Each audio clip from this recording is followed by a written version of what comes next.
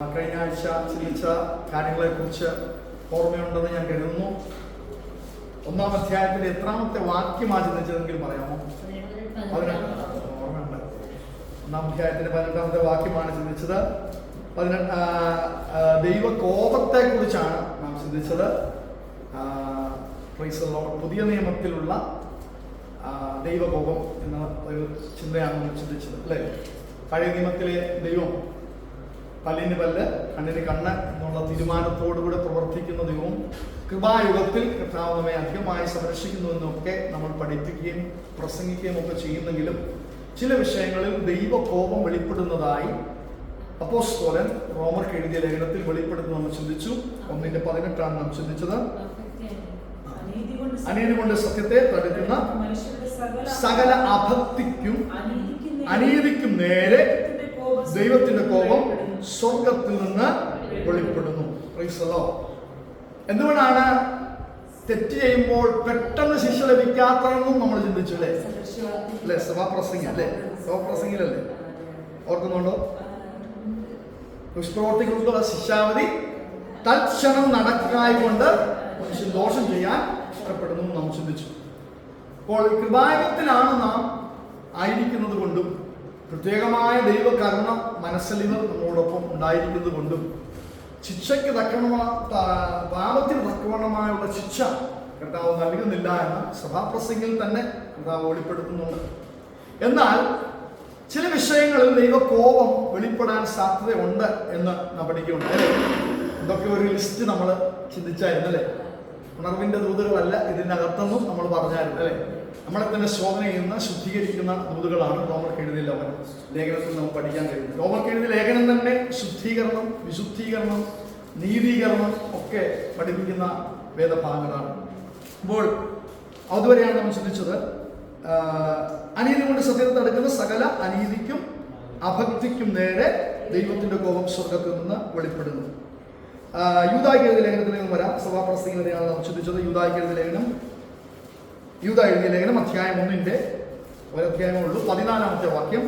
Adam മുതൽ 7-ാമനായ ഹാനോക്കും ഇവരെ കുറിച്ച്. അപ്പോൾ ഹാനോക്ക് ഒരു പ്രവാചകനായി ദൈവത്തോട് കൂടെ നടന്ന മനുഷ്യൻ, അല്ലേ? പെട്ടെന്ന് അവനെ കാണാതാകുന്നതൊക്കെ നമ്മൾ ചിന്തിച്ചതാണ്, അല്ലേ? അപ്പോൾ ഹാനോക്കും പ്രവചിച്ചിരുന്നു, അല്ലേ? ഹാനോക്ക് സംവത്സരങ്ങൾക്ക് മുമ്പ് ദൈവത്തോട് ചേർന്ന് നടന്ന മനുഷ്യനാണ്. ഒരിക്കലും അവനെ കാണാതായി. ദൈവം അവനെ എടുത്തുകൊണ്ടതിനാൽ കാണാതായെന്ന് വചനം നമ്മെ പഠിപ്പിക്കുന്നു. ദൈവത്തോട് ചേർന്ന് നടന്നപ്പോൾ ദൈവം പറഞ്ഞു, നിന്നെ കാണാൻ വേണ്ടി ഞാനൊന്നും ഇറങ്ങി വരേണ്ട കാര്യമില്ല, നീ എൻ്റെ കൂടെ മുന്നോട്ട് പോരെന്ന് പറഞ്ഞ് ഹാനോക്കിനെ എടുത്തുകൊണ്ടു എന്ന് നമ്മൾ മനസ്സിലാക്കാൻ കഴിയുന്നുണ്ട്. അവർ മരണം കൂടാതെ എടുക്കപ്പെട്ടവനാണ് ഹാനോക്ക്. മരണം കൂടാതെ എടുക്കപ്പെട്ട ഒരാളുണ്ട്. ആരാണ്? ഏലിയ, അല്ലേ? അപ്പോൾ രണ്ടുപേരും മരണം കൂടാതെ എടുക്കപ്പെട്ടവരാണ് എന്ന് മനസ്സിലാക്കാൻ കഴിയുന്നുണ്ട്. അപ്പോൾ ഹാനോക്ക് ഒരു പ്രവചന ശബ്ദം സംസാരിച്ചിരുന്നത് സംവത്സരങ്ങൾക്ക് മുമ്പ്, യേശു ജനിക്കുന്നതിനും സംവത്സരങ്ങൾക്ക് മുമ്പ് ദൈവത്തോട് കൂടെ നടന്ന ഒരു മനുഷ്യൻ. അപ്പോൾ ദൈവത്തിന്റെ സകല പദ്ധതികളെയും ആത്മാവിൽ മനസ്സിലാക്കിയിരുന്ന ഒരു മനുഷ്യനാണ്. ചിന്തിച്ചോണം, അത്രയും സംവത്സരങ്ങൾ മുമ്പുള്ള ഒരു മനുഷ്യൻ ഹാനോക്ക് പ്രവചനാത്മാവിൽ വിളിച്ചു പറയുകയാണ്, ഇതാ കർത്താവ് എല്ലാവരെയും വിധിപ്പാനും അവർ അഭക്തിയോട്. യേശു കർത്താവ് ജനിച്ചിട്ട് പോലുമില്ല, അല്ലേ? സംവത്സരങ്ങൾക്ക് മുമ്പാണ് കർത്താവിനോട് ദൈവത്തോട് കൂടെ നടന്ന മനുഷ്യൻ. തൃത്വത്തിൽ ഒരുവനായിരിക്കുന്ന പിതൃപുത്ര പരിശുദ്ധാത്മാവിൽ തൃത്വത്തിൽ ഒരുവനായിരിക്കുന്ന പുത്രൻ ജഡത്തിൽ വെളിപ്പെട്ടിട്ട് പോലുമില്ല. ആ കാലഘട്ടത്തിൽ പുത്രന്റെ മടങ്ങി വരവിനെ കുറിച്ച് പരിശുദ്ധാത്മാവിൽ ജനിക്കാത്ത, വചനം ജഡമായി നമ്മുടെ ഇടയിൽ വെളിപ്പെടാത്ത, പുത്രനായി വെളിപ്പെടാത്ത, ഫ്ലഷിൽ വെളിപ്പെടാത്ത കർത്താവ് വീണ്ടും രണ്ടാമതൊരു പരസ്യ മടങ്ങി വരവ് വരുന്നതിനെ കുറിച്ച് ഹാനോക്ക് പ്രവചിക്കുക. ഒന്ന് നിങ്ങൾ ചിന്തിച്ചു നോക്കിയേ. കർത്താവ് ജനിച്ചിട്ട് പോലും ഇല്ല, പക്ഷെ കർത്താവിന്റെ രണ്ടാമത്തെ പരസ്യവരവ്, രഹസ്യവരവുമല്ല, പരസ്യവരവ് ആത്മാവിൽ പ്രവചിക്കുവാൻ ദൈവത്തോട് കൂടെ നടന്ന മനുഷ്യന് പറ്റിയെന്നുള്ളതാണ്. അപ്പോൾ ദൈവത്തോട് കൂടെ നടക്കുന്ന മനുഷ്യരുടെ അക്സസിബിലിറ്റി, അല്ലെ? അവർക്ക് ലഭിക്കാവുന്ന ആ കൃപാവരങ്ങൾ അല്ലെങ്കിൽ പ്രവചനങ്ങൾ ദൈവത്തിൽ പ്രാപിക്കാവുന്നത് എത്രത്തോളം ഉണ്ടെന്ന് ചിന്തിച്ചു നോക്കിയാൽ, ഇതാ കർത്താവ് എല്ലാവരെയും വിധിപ്പാൻ അവർ അഭക്തിയോട് ചെയ്ത ഭക്തിവിരുദ്ധമായ സകല പ്രവൃത്തികൾ നിമിത്തം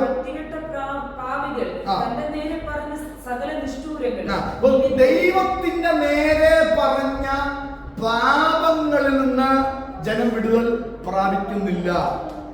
അഭക്തിയോട് ചെയ്ത ഭക്തിവിരുദ്ധമായ സകല പ്രവർത്തികൾ നിമിത്തം ഭക്തികെട്ട പാപികൾ തന്റെ നേരെ പറഞ്ഞ സകല നിഷ്ഠൂരങ്ങളും നിമിത്തവും ഭക്തികെട്ടവരെ ഒക്കെയും ബോധം വരുത്തുവാനും 1000 വിശുദ്ധന്മാരോടുകൂടെ വന്നിരിക്കുന്നു എന്ന് പ്രവചിച്ചു. ഇത് കർത്താവിന്റെ പരസ്യപരമാണ്. കർത്താവിന് രഹസ്യപരമുണ്ട്, പരസ്യപരമുണ്ട്. നമ്മൾ ചിന്തിക്കുന്ന അല്ലെ, ഒരു രഹസ്യപരമുണ്ട്. അന്ന് ഉൾപ്രാപണം സംഭവിക്കും അല്ലെ. രക്ഷിക്കപ്പെട്ട സ്നാനപ്പെട്ട പരിശുദ്ധാത്മാഭിഷേകം പ്രാപിച്ചു നാം കർത്താവിന്റെ രഹസ്യവരവിൽ കള്ളനെ പോലെ അവൻ കടന്നു വരും അല്ലെ. വയലിൽ 2 പേരായിരിക്കും, ഒരുത്തൻ എടുക്കപ്പെടും അല്ലെ. പൊടിച്ചുകൊണ്ടിരിക്കും, ഒരുത്തൻ എടുക്കപ്പെടും. യാത്ര ചെയ്യുമ്പോൾ ഒരുത്തൻ എടുക്കപ്പെടും. ഉൾപ്രാവണത്തിന്റെ ഒക്കെ വീഡിയോകൾ നിങ്ങൾ കണ്ടറിയാം അല്ലെ. നിമിഷ നേരങ്ങൾക്കുള്ളിൽ നൊടിനേരത്തേക്ക് കണ്ണിവയ്ക്കുന്നുള്ള സമയം എന്നൊക്കെയാണ് ബൈബിൾ നമ്മളോട് പറയുന്നത്. കണ്ണിവയ്ക്കുന്നുള്ള സമയം. അപ്പൊ കണ്ണ് നമ്മൾ ചിമ്മുന്ന ആ സമയത്തിനുള്ളിൽ നമ്മൾ എടുക്കപ്പെടും. Price the Lord. അപ്പൊ കർത്താവ് വാനമേഘങ്ങളിൽ വെളിപ്പെടുകയും അവനോട് അവന്റെ ശരീരത്തോട് നമ്മൾ രൂപാന്തരപ്പെടുകയും ചെയ്യും അല്ലെ. അപ്പോൾ അതാണ് ഉൾപ്രാവണം. അത് രഹസ്യപരമാണ്. കർത്താവിന് ഒരു പരസ്യപരമുണ്ട്. പരസ്യപരം എവിടെയാണ് സംഭവിക്കുന്നത് എന്നൊക്കെ പഠിച്ചാൽ അല്ലെ. ഒലിവുമലയിൽ താൻ കാല് ചവിട്ടുമ്പോൾ ഒലിവുമല 2 പിളരും അല്ലെ. അന്ന് അവൻ വരുന്നത് 1000 വിശുദ്ധന്മാരോടുകൂടെ ആയിരിക്കും. ഈ ഉൾപ്രാവണത്തിൽ എടുക്കപ്പെട്ടവർ, പഴയ വിശുദ്ധന്മാർ, ദൈവത്തോടൊപ്പമായിരിക്കുന്നവർ എല്ലാവരും ഒരുമിച്ച് ചേർന്ന് കർത്താവിന് ഒരു പരസ്യവരമുണ്ട്. അത് ഒലിവുമലയിലാണ് അവൻ കാൽ ചവിട്ടുന്നത്. ഒലിവുമല 2 പിളർന്ന് അവിടെ താഴ്വര ഉണ്ടാകും എന്നൊക്കെ നമ്മൾ പഠിച്ചു അല്ലെ. അപ്പോൾ ആ പരസ്യവരവ് 1000 വിശുദ്ധന്മാരോടുകൂടെ വരുന്ന പരസ്യവരവിനെ ആര് പ്രവചിക്കുകയാണ്? സംവത്സരങ്ങൾക്ക് മുമ്പ് ഹാനോക്ക് പ്രവചിക്കുകയാണ്. പക്ഷേ ഹാനോക്കിന്റെ പ്രവചനമല്ല നമ്മുടെ ഇവിടുത്തെ വിഷയം. ഹല്ലേലൂയ. ഭക്തികെട്ട പാപികൾ തന്റെ നേരെ പറഞ്ഞ സകല നിഷ്ഠൂരങ്ങൾക്കും എന്തുണ്ട്? ഹല്ലേലൂയ. ഭക്തികെട്ടവരെ ബോധം വരുത്തുവാനായി ഹല്ലേലൂയ ഒരുവൻ മടങ്ങി വരുന്നുണ്ട്. Price the Lord. വിശ്വാസത്തിൽ വരാതെ, രക്ഷിക്കപ്പെടാതെ, കർത്താവിനെ അംഗീകരിക്കാതെ ഹല്ലേലൂയ തുളച്ച് മതിച്ച് നടക്കുന്നവർക്ക് കുഴപ്പമില്ല എന്നൊന്നും നമുക്ക് പറയാൻ പറ്റത്തില്ല. ഹല്ലേലൂയ. കർത്താവിന്റെ ഒരു പരസ്യ വരവുണ്ട്. അന്ന് ഒരു ന്യായവിധി ഉണ്ട്. അന്ന് ദൈവം ചിലർക്ക് ബോധം വരുത്തും. ഭക്തിവെട്ട പാപികൾ അന്ന് കർത്താവിന്റെ വരവിങ്കൽ ഹല്ലേലൂയ അവർക്കൊരു ശിക്ഷാവിധി ഉണ്ട് എന്ന് നമുക്ക് കാണാൻ കഴിയുന്നുണ്ട്. പത്രോസ് എഴുതിയ ലേഖനത്തിലും 2 പത്രോസിന്റെ 2-ാം അധ്യായത്തിന്റെ 5-ാമത്തെ വാക്യത്തിലും പത്രോസും ചില ശിക്ഷാവിധികളെ കുറിച്ച് വെളിപ്പെടുത്തുന്നുണ്ട്. ദൈവത്തിന്റെ കോപം എന്ന സബ്ജക്റ്റിലാണല്ലോ വന്നിരിക്കുന്നത്. ആ വാക്യം 5-ാമത്തെ വാക്യമാണ്. പുരാതന കാലത്തെ ആദരിക്കാതെ, പുരാതന കാലം പഴയ നിയമകാലത്തിൽ ദൈവം ആദരിച്ചില്ല, അങ്ങനെയുള്ളവരെ ആദരിച്ചില്ല. ഭക്തികെട്ടവരുടെ ലോകത്തിൽ ജലപ്രളയം വരുത്തിയപ്പോൾ അല്ലെ, ദൈവത്തിന് ജനത്തിന്റെ പോക്ക് കണ്ട് മതിയായപ്പോൾ ദൈവം മനുഷ്യനെ സൃഷ്ടിച്ചതിൽ അനുദപിച്ചെന്ന് എഴുതിയിരിക്കുകയാണ് അല്ലെ. ഇവരെ എന്തിന് ഞാൻ സൃഷ്ടിച്ചു എന്നുള്ള ചിന്തയിലേക്ക് ദൈവം വന്നു. എന്നാൽ നോഹ ദൈവത്തിന് വേണ്ടി ജീവിച്ചത് കൊണ്ടും നീതിമാനായതുകൊണ്ട് കൊണ്ടും നോഹയെ, നീതിപ്രസംഗിയായ നോഹയും 7 പേരോടുകൂടെ അദ്ദേഹത്തിന്റെ ഫാമിലി 8 പേര് അടങ്ങുന്ന, നോഹ ഉൾപ്പെടെ അടങ്ങുന്ന സംഘത്തെ കർത്താവ് വിടുവിക്കുന്നത് നമുക്ക് കാണാൻ കഴിയുന്നുണ്ട് അല്ലെ. സ്നാനത്തിന് മുൻകൂറിയായി അവർ വെള്ളത്തിൽ കൂടെ കടന്ന് രക്ഷ പ്രാപിച്ചു എന്നൊക്കെ നമ്മൾ പഠിക്കാറുണ്ട്. അപ്പോൾ അവർ നീതിപ്രസംഗിയായ നോഹ 7 പേരോടുകൂടെ കർത്താവ് പാലിച്ചു. അപ്പം ഒരു ലോകം മുഴുവനും പാപത്തിന്റെ അധീനതയിലായാലും, ലോകം മുഴുവനും ദൈവത്തെ വെറുത്താലും, ദൈവത്തെ സ്നേഹിക്കുന്ന നീതി ചെയ്യുന്നവർക്ക് വേണ്ടി ദൈവം ഒരു പ്രൊവിഷൻ ഉണ്ടാക്കും അല്ലെ. എല്ലാവരും ആ വെള്ളപ്പൊക്കത്തിൽ ആഴികൾ മുകളിൽ നിന്ന് വെള്ളം വീണു, ഭൂമിയുടെ ഉറവകളിൽ നിന്ന് പൊങ്ങി ഈ വെള്ളം മുഴുവൻ ഭൂമിയെ കവർ ചെയ്ത് നശിപ്പിക്കുമ്പോൾ ഒരുവൻ മാത്രം എന്താ 8 പേരോടുകൂടെ അവൻ കയറ്റിയ ജീവജാലങ്ങളിൽ ഉൾപ്പെടെ രക്ഷ പ്രാപിക്കുന്നത് കാണാൻ. അപ്പം ലോകം മുഴുവൻ നശിച്ചാലും, അതുകൊണ്ടാണ് പർവ്വതങ്ങൾ മാറിപ്പോയാലും, ഭൂമി മാറിപ്പോയാലും, പർവ്വതങ്ങൾ സമുദ്രമധ്യേ വീണാലും, അതിലെ വെള്ളം ഇരച്ചു കലങ്ങിയാലും നാം ഭയപ്പെടുകയില്ല. അപ്പോൾ ദൈവത്തെ ആശ്രയിക്കുന്നവർക്ക് വേണ്ടി ദൈവം ഒരു പ്രൊവിഷൻ ഉണ്ടാക്കും. സുനാമി വന്നാലും, എന്താ പറയുന്നത്, കൊറോണ വന്നാലും അല്ലേ, ഭൂമി കുലുങ്ങിയാലും ദൈവത്തെ ആദരിക്കുന്ന, ദൈവത്തെ സ്നേഹിക്കുന്നതിന് വേണ്ടി ദൈവം ഒരു അത്ഭുതത്തെ ചെയ്യും. നീതിപ്രസംഗിയായ നോഹ അങ്ങനെ പരിപാലിക്കപ്പെടുന്നു. സൊദോം ഗൊമോര നമുക്കറിയാം, സൊദോം ഗൊമോര പട്ടണങ്ങളെ ഭസ്മീകരിച്ചു അല്ലേ? ദൈവഹിതമല്ലാത്ത വഴികളിലേക്ക് തിരിഞ്ഞ സൊദോം പട്ടണത്തെ ദൈവം നശിപ്പിക്കുന്നുണ്ട്. അബ്രഹാമിന് മമ്രയുടെ തോപ്പിൽ വെളിപ്പെട്ട ദൈവത്തിന്റെ ദൂതന്മാർ, അതിൽ ഒരുവൻ ക്രിസ്തുവായിരുന്നു എന്ന്. ക്രിസ്തുവിന്റെ പഴയ നിയമ പ്രത്യക്ഷതകൾ തിയോഫിനി എന്നാണ് അതിനെക്കുറിച്ച് പറയുന്നത്. പഴയ നിയമ പ്രത്യക്ഷതകളിൽ ഒന്നായ മമ്രയുടെ തോപ്പിൽ വെളിപ്പെട്ട ദൈവത്തിന്റെ ദൂതൻ 2 കാര്യങ്ങൾക്കാണ് ഇറങ്ങി വന്നത്. സാധാരണ ദൈവത്തിന്റെ, ഞാൻ ബൈബിൾ ശ്രദ്ധിക്കുമ്പോൾ പലപ്പോഴും കാണാൻ 2 കാര്യങ്ങൾക്കൊക്കെ ദൂതന്മാർ ഇറങ്ങിയ 2 കാര്യങ്ങൾ ചെയ്തിരിക്കും അല്ലേ? അപ്പോസ്തലപ്രവൃത്തികൾ നമ്മൾ നോക്കുമ്പോൾ അറിയാം. അപ്പോസ്തലപ്രവൃത്തികളിൽ പത്രോസിനെ ദൈവം കാരാഗ്രഹത്തിൽ നിന്ന് വിടുവിക്കുന്നുണ്ട്, ദൂതൻ വന്നിട്ടല്ലേ. എന്നാൽ അതിന്റെ അടുത്ത ഭാഗം എഴുതിയിട്ടുണ്ട്, ഹെരോദാവിനെ അടിച്ചവൻ കൃമിക്കിരയായി തീർന്ന. ആ ദൂതൻ പോയിട്ടില്ല. ആ ദൂതൻ ഒരു അടി കൊടുത്ത് ഹെരോദാവിനെ കൊന്നതിന് ശേഷമാണ് ഉയരത്തിലേക്ക് പോയത്. അപ്പോൾ ഒരിടത്ത് വിടുതലും ഒരിടത്തൊരു ന്യായവിധിയും നടത്തിയിട്ടാണ് ദൂതൻ മടങ്ങി പോകുന്നതാണ്. അതുപോലെ തന്നെ മമ്രയുടെ തോപ്പിലും അത് സംഭവിക്കുന്നുണ്ട് അല്ലേ? വർഷങ്ങളായി ദൈവം കൊടുത്ത വാഗ്ദത്തത്തെ ഉറപ്പിക്കുകയും അടുത്ത ആണ്ടിൽ നിനക്ക് ഒരു തലമുറ, ഒരു ചിരി, ഒരു വാഗ്ദത്തം നിനക്ക് ലഭിക്കുകയും ചെയ്ത അബ്രഹാം കൊടുത്ത വാഗ്ദത്തത്തെ ഉറപ്പിച്ചതിന് ശേഷം പോയത് അങ്ങോട്ടാണ്? ലോത്ത് താമസിക്കുന്ന സൊദോം ഗൊമോര പട്ടണത്തിലേക്കാണ് അല്ലേ? ആ ഭാഗങ്ങൾ വിശദീകരിക്കാൻ ഞാൻ ആഗ്രഹിക്കുന്നത് നമുക്ക് അറിയാവുന്നതുകൊണ്ട് പട്ടണങ്ങളെ ഭസ്മീകരിച്ച് ഉന്മൂലനാശത്താൽ ന്യായം വിധിച്ച് മേലാൽ ഭക്തി കെട്ട് നടക്കുന്നവർക്ക് ദൃഷ്ടാന്തമാക്കി വെച്ചു. ദൃഷ്ടാന്തമാക്കി വെക്കാന്ന് അർത്ഥം എക്സാമ്പിൾ, ഉദാഹരണമാക്കി വെച്ചത്. അപ്പോൾ ദൈവത്തിന്റെ വഴികളിൽ നിന്ന് പുതിയ നിയമസഭ മാറാതിരിക്കേണ്ടതിന് പഴയ നിയമത്തിലെ ചില ഉദാഹരണങ്ങൾ പത്രോസ് എടുത്ത് എഴുതി വെളിപ്പെടുത്തിയിട്ട് പറയാണ്, പുരാതന കാലത്ത് ദൈവം പഴയ നിയമത്തിൽ അങ്ങനെ ചെയ്തെങ്കിൽ പുതിയ നിയമത്തിലും ദൈവം അങ്ങനെ ചെയ്യാൻ സാധ്യതയുള്ളതിനാൽ അല്ലേ? എന്താ? ഭക്തി കെട്ട് നടക്കുന്നവർക്ക് ഇതൊരു ദൃഷ്ടാന്തമാണ്. ദൈവത്തിന്റെ പദ്ധതിയുടെ വെളിയിൽ നടക്കുന്നവർക്ക്, ദൈവത്തിന്റെ ഇഷ്ടത്തിന്റെ വെളിയിൽ നടക്കുന്ന ഭക്തി കെട്ടവർക്ക് സൊദോം ഗൊമോര ഒരു ദൃഷ്ടാന്തമായി വെച്ചിരിക്കുന്നു. നോഹയുടെ പെട്ടകവും അവർ പരിപാലിക്കപ്പെട്ടതും ഒരു ദൃഷ്ടാന്തമായി വെച്ചിരിക്കുന്നു. അതുകൊണ്ട് ദൈവകോപം വെളിപ്പെടാൻ സാധ്യതയുണ്ട്. പുതിയ നിയമസഭയ്ക്കും ആ ദൃഷ്ടാന്തത്തെ നൽകിക്കൊണ്ട്, ഉദാഹരണത്തെ നൽകിക്കൊണ്ട് ഭക്തി കെട്ട് നടക്കരുതെന്ന് പത്രോസ് ഉപദേശിക്കുന്നത് കാണാൻ കഴിയുന്നുണ്ട്. താഴോട്ട് വായിക്കാൻ ദൃഷ്ടാന്തമാക്കി വയ്ക്കുകയും അധർമ്മികളുടെ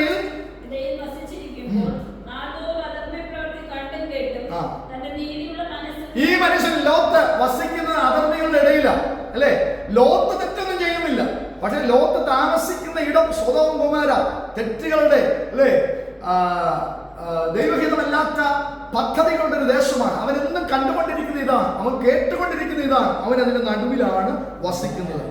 എന്നിട്ട് അദ്ദേഹം തെറ്റൊന്നും ചെയ്യുന്നില്ല. അദ്ദേഹത്തിന്റെ മനസ്സിങ്ങനാണ്, അവന്റെ മനസ്സ് അവന്റെ മനസ്സ് നീതി ഉള്ള മനസ്സാണ്. അവൻ പാപം ചെയ്യുന്നില്ല.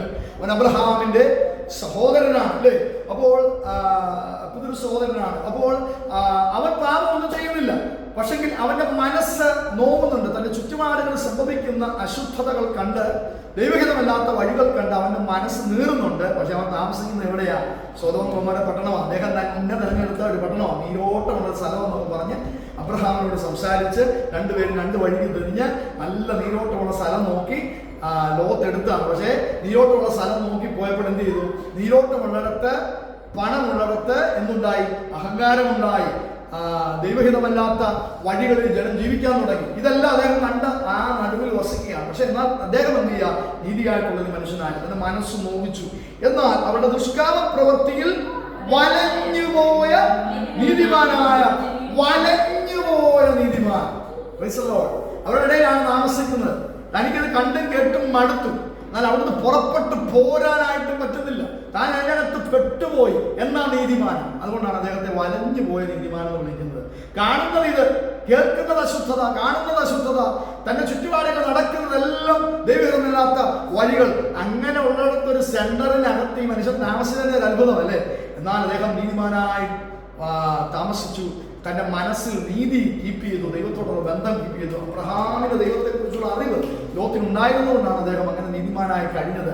പക്ഷെങ്കിൽ അവൻ വലഞ്ഞുപോയ നീതിമാനെന്നാണ് ദൈവത്തിന്റെ വചനം പത്രോസ് ലോകത്തിനെ കുറിച്ച് പരിചയപ്പെടുത്തുന്നത്. അപ്പോൾ ഈ പഴയ നിയമത്തിൽ ദൈവം പാപത്തെ വെറുക്കുകയും അതിന് തക്കവണ്ണം ശിക്ഷ ശിക്ഷാവിധി കൊടുക്കുകയും ചെയ്തതുകൊണ്ട്, പഴയ നിയമത്തിൽ തക്കവണ്ണം ശിക്ഷാവിധി കൊടുക്കുകയും ചെയ്തുകൊണ്ട് പത്രോസ് അപ്പോസ്തലൻ ഓർപ്പിക്കുകയാണ്, ഇത് പുതിയ നിയമസഭയ്ക്ക് ഒരു ദൃഷ്ടാന്തമാണ്. പുതിയ നിയമസഭയ്ക്ക് ഒരു എക്സാമ്പിൾ ആക്കി വെച്ചിരിക്കുകയാണ്. ഹല്ലേലൂയ. തെറ്റ് ചെയ്യുന്നവർ ഒഴിവാക്കപ്പെടണമെന്നില്ല. ഹല്ലേലൂയ. പഴയ നിയമത്തിൽ സംഭവിച്ചതുപോലെ ഹല്ലേലൂയ ഭക്തി കെട്ടവർക്കെതിരെയുള്ള ദൈവപ്രവൃത്തി വെളിപ്പെടാൻ സാധ്യതയുണ്ട്. മത്തായിയുടെ സുവിശേഷത്തിലേക്ക് വരാം. 3-ാം അധ്യായത്തിന്റെ 7-ാമത്തെ വാക്യം. തന്റെ സ്നാനത്തിനായി പരീശരിലും സദൂക്യരിലും പലർ വരുന്നത് കണ്ടാറെ അവൻ അവരോട് പറഞ്ഞത്, അവരവരോട് പറഞ്ഞത്, സർപ്പസന്തതികളെ, വരുവാനുള്ള കോപത്തെ ഒഴിഞ്ഞ് ഓടിപ്പോകുവാൻ നിങ്ങൾക്ക് ഉപദേശിച്ചു. മാനസാന്തരത്തിന്റെ ദൂത് ആദ്യമായി പ്രസ്താവിക്കുന്നത് യോഹന്നാൻ സ്നാപകനാണ്. യോഹന്നാൻ സ്നാപകനെ കുറിച്ച് നാം പഠിച്ചിട്ടുണ്ടെന്ന് ഞാൻ കരുതുന്നു. യോഹന്നാൻ സ്നാപകൻ സഖരിയാവിന്റെ മകനാണ്, അല്ലേ?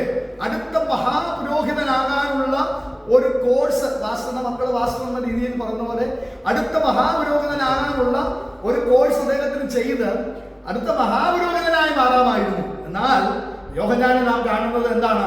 അവൻ മരുഭൂമിയിൽ വിളിച്ചു പറയുന്നവന്റെ ശബ്ദമായിട്ടാണ് കാണുന്നത്. ഊറിന്റെ ക്രമപ്രകാരം ആരാധന കഴിച്ചു പോകുന്ന സഖരിയാവിന്റെ പുരോഹിതന്റെ മകൻ മരുഭൂമിയിലേക്ക് യാത്ര ചെയ്ത് ദൈവശബ്ദത്തിനനുസരണമായി ദൈവം പറഞ്ഞ ഭക്ഷണം കഴിച്ച്, ദൈവം പറഞ്ഞ വസ്ത്രം ധരിച്ച്, അല്ലെ, മാർദ്ദവസ്ത്രം ധരിച്ച്, അല്ലെ, വെട്ടുക്കിളിയും കാട്ടുതേനും ഭക്ഷിച്ച് അവൻ എന്ത് ചെയ്തു? മരുഭൂമിയിൽ ദൈവശബ്ദം കേട്ടു. കാരണം പഴയ നിയമ ആരാധനയിൽ നിന്നും പഴയ നിയമ ശുശ്രൂഷയിൽ നിന്നും ഒരു ബ്രേക്ക് ത്രൂ സംഭവിക്കുന്നത് യേശു കർത്താവിന്റെ ജനനത്തിന് 6 മാസം മുമ്പാണെന്ന് പറയാൻ കഴിയും. അതായത് യോഹന്നാൻ ജനനത്തിന് 6 മാസം മുമ്പ് ജനിച്ചവനാണ്. പഴയ നിയമത്തിന്റെ പാരമ്പര്യ പൗരോഹിത്യ ശുശ്രൂഷയിലേക്ക് കണ്ടിന്യൂ ചെയ്യാൻ കഴിയാമായിരുന്ന അല്ലെങ്കിൽ പോകാമായിരുന്ന യോഹന്നാന് ദൈവം മറ്റൊരു വെളിപ്പാടാണ് കൊടുത്തത്. Price the Lord. അവൻ ദേവാലയത്തിൽ പോയില്ല, അവൻ മരുഭൂമിയിൽ നിന്ന് ദൈവത്തിന്റെ ശബ്ദം കേട്ടു. എന്നിട്ട് മാനസാന്തര സ്നാനത്തെ കുറിച്ചുള്ള വെളിപ്പാട് യോഹന്നാൻ സ്നാപകന് ദൈവം കൊടുത്തു. അതുകൊണ്ടാണ് യേശു കർത്താവ് ചോദിക്കുന്നത്, അല്ലെങ്കിൽ പരീശന്മാരോടും ഈ മഹാപുരോഹിതന്മാരോടും കർത്താവ് ചോദിക്കുന്ന ഒരു ചോദ്യമുണ്ട്, യോഹന്നാന്റെ സ്നാനം ദൈവത്തിൽ നിന്നായിരുന്നോ മനുഷ്യരിൽ നിന്നായിരുന്നോ? അല്ലെ, മനുഷ്യരിൽ എന്ന് പറഞ്ഞാൽ ഉടനെ കർത്താവ് ചോദിക്കും, എന്ത് ചോദിക്കും? മനുഷ്യരിൽ നിന്നാണ് യോഹന്നാന്റെ സ്നാനം വന്നതെന്ന് പറഞ്ഞിരുന്നാൽ അവർ പറയും അവര് ദൈവം യോഹന്നാനെ അയച്ചതാണെന്നും യോഹന്നാൻ ഒരു പ്രവാചകനാണെന്നും അവന്റെ വായി വെളിപ്പെടുന്നതെല്ലാം പരിശുദ്ധാത്മാവ് ദൂതാണെന്നും പൊതുവേ ദേശം അംഗീകരിച്ചിരിക്കെ ഇത് മനുഷ്യന്റെ ദൂതാണെന്ന് പറഞ്ഞാൽ അവർ പെടും. അതുകൊണ്ട് അവര് ദൈവത്തിന്റെ ദൂതാണെന്ന് പറഞ്ഞാൽ അടുത്ത ചോദ്യം കർത്താവ് ചോദിക്കും, എന്തുകൊണ്ട് നിങ്ങൾ അനുസരിച്ചില്ല?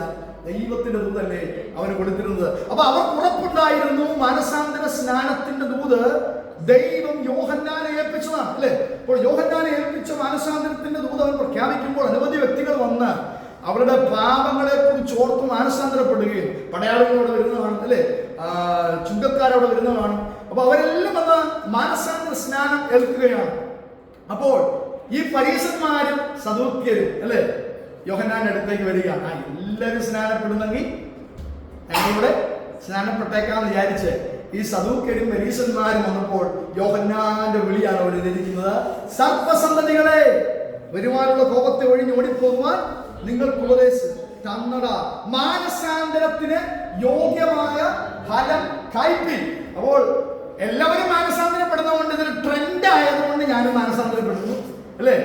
ഈ ശുശ്രൂഷ ഒരു ട്രെൻഡാണ് ഇപ്പോൾ. അല്ലെങ്കിൽ യോഹന്നാൻ വെളിപ്പെടുന്ന എല്ലാവരും നദിയിൽ ഇറങ്ങി മാനസാന്തര സ്നാനം നടത്തുന്നു. ഇതൊരു ട്രെൻഡ് ആയതുകൊണ്ട് ഈ സദൂക്യരും പരീശന്മാരും വിചാരിച്ചു ഞങ്ങളോട് ഇതിനകത്തൊന്ന് പാർട്ടിസിപ്പേറ്റ് ചെയ്തേക്കാം. കാരണം ഇവൻ അറിയപ്പെടുന്ന ഒരു മനുഷ്യനാണ്, ദൈവത്താൽ വിളിക്കപ്പെട്ടവനാണ്, ഇവനെ പൊതുസമൂഹം അംഗീകരിക്കുന്നുണ്ട്. രാജാവ് പോലും ഭയപ്പെട്ടു. രാജാവിന്റെ ഹെരോദാവിന്റെ പാപത്തെ കുറിച്ച് വെളിപ്പെടുത്തിയപ്പോൾ ഹെരോദാവ് ഇവനെ കൊന്നുകളയാൻ പറ്റാതെ അവന്റെ വാക്കുകളുടെ മേൽ ഭയപ്പെട്ടു പോയി, അല്ലേ? അവനെ കൊന്നുകളയാൻ അദ്ദേഹത്തിന് പറ്റിയില്ല. പിന്നീടാണ് നമുക്കറിയാം ആ ഭാഗം, അല്ലേ? ആ നൃത്തത്തോടുള്ള ബന്ധത്തിൽ യോഹന്നാന്റെ തല ചോദിക്കുന്നതൊക്കെ നമുക്കറിയാം. അതുപോലെ ഈ രാജാവിനെ അവനെ കൊന്നുകളയത്തില്ലായിരുന്നു. പക്ഷെ മറ്റേ യോഹന്നാന്റെ ശബ്ദത്തെ, പ്രവചന ശബ്ദത്തെ, ദൈവത്തിൽ നിന്ന് വരുന്ന ശബ്ദമാണെന്ന് രാജാവിന് പോലും ഹെരോദാവിന് പോലും ഉറപ്പുണ്ടായിരുന്നത് കൊണ്ട് അദ്ദേഹത്തെ കൊന്നില്ല. അത്രയ്ക്ക് ഭയപ്പെട്ടിരുന്നു. അപ്പൊ ജനം അംഗീകരിച്ച പ്രവാചകൻ, ജനം അംഗീകരിച്ച മാനസാന്തര സ്നാനം. അതുകൊണ്ടാണ് കർത്താവ് പറഞ്ഞ വെള്ളത്തിലേക്ക് ഇറങ്ങിയിട്ട് കർത്താവ് പറയുന്നതാണ്, അല്ലെ, ഇപ്പോൾ സമ്മതിക്കാൻ ഇങ്ങനെ സകല നീതിയും നിവർത്തിക്കട്ടെ. കാരണം യേശു കർത്താവിന് അറിയാം 800 മൈലുകൾ യാത്ര ചെയ്ത് യോർദാനിൽ വന്ന് സ്നാനപ്പെടേണ്ട ആവശ്യം കർത്താവിന് ഉണ്ടായിരുന്നെങ്കിൽ അത് ദൈവത്താൽ അയക്കപ്പെട്ടവനാണ് യോഹന്നാൻ എന്നും ദൈവത്തിന്റെ നീതിയാണെന്ന് ഇത് അറിഞ്ഞിട്ടാണ് കർത്താവ് വെള്ളത്തിലേക്ക് ഇറങ്ങി സ്നാനപ്പെടുന്നത്. അപ്പോൾ ദൈവത്തിന്റെ നീതി, ദൈവത്തിന്റെ പർപ്പസ്, ദൈവത്തിന്റെ ഉദ്ദേശത്തിന് മുമ്പിൽ യേശു കർത്താവ്, അതുകൊണ്ടാണ് യോഹന്നാൻ നിന്നാൽ സ്നാനമേൽക്കുവാൻ എനിക്ക് ആവശ്യം, അല്ലേ? നീയാണ് എന്നെ സ്നാനപ്പെടുത്തേണ്ടത്. അതുകൊണ്ടാണ് കർത്താവ് തടുത്തിട്ട് പറയുകയാണ്, ഇപ്പോൾ സമ്മതിക്കുക, ഇത് ദൈവത്തിന്റെ നീതിയാണ്. 800 മൈലുകൾ കാൽനടയായി യാത്ര ചെയ്ത് താൻ യോർദാൻ നദിയിലേക്ക് ഇറങ്ങുവാൻ ഇടയായിരുന്നു. അത്ര പ്രാധാന്യം യോഹന്നാൻ സ്നാപകന്റെ സ്നാനത്തിനുണ്ടായിരുന്നത് ദൈവത്താൽ സംഭവിച്ചത് കൊണ്ടാണ് അങ്ങനെ സംഭവിച്ചത്. എന്നാൽ ഈ സദൂക്യരും പരീശന്മാർ വിചാരിക്കുന്നത് ഒരു ട്രെൻഡാണ്, എല്ലാവരും സ്നാനപ്പെടുന്നു, അതുകൊണ്ട് കൂട്ടത്തിൽ ഞങ്ങൾക്ക് കൂടെ സ്നാനപ്പെടാന്ന് അറിഞ്ഞ് വിചാരിച്ച് ഒരു വെള്ളത്തിലേക്ക് ഇറങ്ങാൻ തുടങ്ങിയപ്പോഴാണ് ഒരു വിളി വരുന്നത്. ഹല്ലേലൂയ! ദൈവം അയച്ചിട്ട് വന്ന പ്രവാചകനല്ലേ, ദൈവത്തിന്റെ കണ്ണുകളുള്ള, ദൈവത്തിന്റെ ശബ്ദമുള്ള, ദൈവത്തിന്റെ വാക്ക് ഹല്ലേലൂയ അകത്തുള്ളവന്റെ ഹല്ലേലൂയ മുമ്പിലേക്ക് ഇറങ്ങി ചെല്ലുന്നവരെ സ്കാൻ ചെയ്യാൻ അവൻ പറ്റുന്നില്ലേ?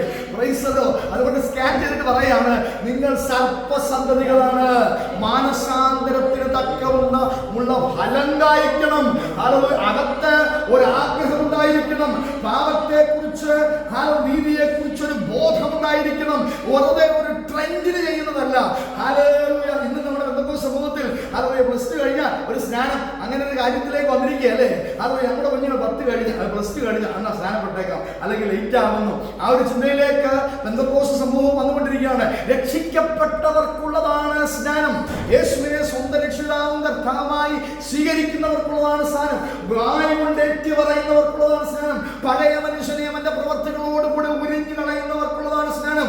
ഹല്ലേലൂയ! അപ്പോൾ പുതുമനുഷ്യനെ ധരിക്കുന്നതിന്റെ ഹല്ലേലൂയ ശുശ്രൂഷയാണ് സ്നാനം. അതുകൊണ്ട് വളർന്നത് കൊണ്ടല്ല സ്നാനം, മുതിർന്നത് കൊണ്ടല്ല സ്നാനം. മുതിർന്ന സ്നാനം നമുക്ക് ചില പറയാറുണ്ട്, മുതിർന്നത് കൊണ്ട് വല്ല സ്നാനം, രക്ഷിക്കപ്പെട്ടവർക്കുള്ളതാണ് സ്നാനം. ഇതാ വെള്ളം, സ്നാനത്തെ കുറിച്ചായി പോയി തോന്നുന്നു, ഇതാ വെള്ളം. ഹല്ലേലൂയ! എനിക്ക് സ്നാനപ്പെടുവാൻ എന്താ തടസ്സം, അല്ലേ? ആരാ ചോദിച്ചത്? എത്യോപ്യ രാജ്ഞിയുടെ ഷണ്ണൻ ചോദിക്കുക, വെള്ളം വേണ്ട സ്നാനപ്പെടാൻ. അപ്പോൾ ഫിലിപ്പോസ് പറയുന്ന കാര്യം, വെള്ളം കണ്ടാലും സ്വിമ്മിംഗ് പൂൾ കണ്ടാലും ഒന്നും ഞാൻ സ്നാനപ്പെടാൻ സമ്മതിക്കത്തില്ല. ഹല്ലേലൂയ! ഞാൻ സ്നാനപ്പെടണമെങ്കിൽ നീ വിശ്വസിക്കണം, നീ വിശ്വസിക്കുന്നെങ്കിൽ ആകാം. അപ്പോൾ ഈ സ്നാനത്തിന്റെ മുമ്പിലാണ് അവർ വന്നത്. അതുകൊണ്ടാണ് സർപ്പസന്തതികളെ എന്നവർ സ്കാൻ ചെയ്ത് യോഹന്നാൻ അവരെ വിളിക്കുകയാണ്, മനസാന്തരത്തിന് തക്കവണ്ണമുള്ള ഫലം കായ്ച്ചിട്ടല്ല നിങ്ങൾ സ്നാനപ്പെടാൻ വരുന്നത്. ഇതൊരു ട്രെൻഡിന് വേണ്ടി ചെയ്യുന്നതല്ല, ഇത് ദൈവത്താൽ സംഭവിക്കുന്നതാണ്. 12ാമത്തെ വാക്യം പറയുകയാണ്, കർത്താവിനെ കുറിച്ചൊക്കെ പരിചയപ്പെടുത്തിയിട്ട് 12ാമത്തെ വാക്യം അവൻ പറയുന്നു, വീശുമുറം അവന്റെ കയ്യിലുണ്ട്, അവൻ കളത്തെ മുറ്റും വെടിപ്പാക്കി ഗോതമ്പ് കളപ്പുരയിൽ കൂട്ടിവെക്കുകയും എല്ലാരും അങ്ങ് സ്വർഗത്തിൽ പോകുമെന്ന് ചിന്തിക്കരുത്.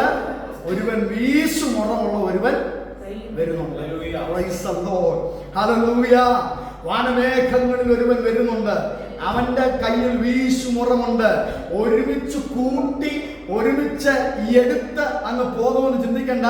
അവനൊരു വീശും, അവന്റെ കയ്യിൽ ഒരു വീശുമുറമുണ്ട്, ഗോതമ്പ് കളപ്പുരയിൽ ശേഖരിക്കും.